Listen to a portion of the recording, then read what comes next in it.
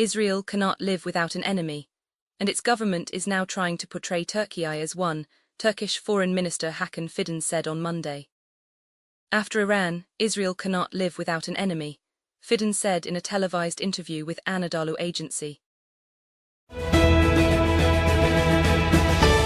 The US military said it would block shipping traffic in and out of Iran's ports starting at 10 MET, 7 p.m. PKT, on Monday, a move that would prevent roughly 2 million barrels of Iranian oil a day from entering the world's markets, further tightening global supply. Here are details on the planned blockade and its implications for oil markets. New York Mayor Zohran Mamdani marked his 100th day in office on Sunday with a rally to tout early successes and vow to follow through on his unabashedly socialist agenda. "I know there are many who use socialist as a dirty word, something to be ashamed of," the 34-year-old told a packed room in Queens. Australia on Monday said a woman would lead its army for the first time in history, as part of a reshuffle of the country's Defence Force leadership. Lieutenant General Susan Coyle, the current Chief of Joint Capabilities, will become Chief of Army in July, the government said in a statement. She will replace Lieutenant General Simon Stewart. In a sharp message on Instagram, actor Ramsha Khan derided social media pages for publishing photos of her without her consent. Venting her frustrations on Monday, Ramsha said, "Our pictures were leaked and shared without our consent. It's invasive, disrespectful, and completely unethical."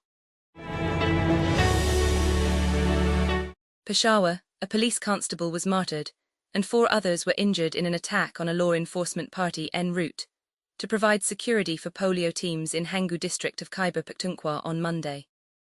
The incident took place in Hangu's Thol Tehsil on the first day of a nationwide vaccination campaign taking place from April 13 to 19. The attack is this year's first on law enforcement personnel deployed for polio teams' security. It was a sad day when news spread that Asha Basil, the singer with an eternal voice, had left for her heavenly abode. To many of us who grew up on Indian films on VHS and audio cassettes, Basil was like family. No Mehndi celebration in the 90s felt complete without Zara Dulki Bahagorio. No child drifted off to sleep without Shanda Mama Dorki. No birthday could be celebrated without Tumji Hazaran Sal. No lover's quarrel truly ended without Achajai Main Hari Charlo. No journey ever began without Hawa Ki Sath Gata Ki Sang Sang. No moment of romance was whole without Tump's Milk Asa Lager, and admit it, no shower felt complete without Tan Tan Pani Si. After a few months of delays and missed deadlines, Meera Lyari is finally making its premiere.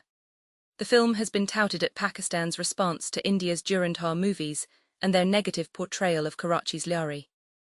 The film explores Lyari through its girls and their love of football and will be premiering at the UK Asian Film Festival, executive producer Aisha Omar announced on Saturday.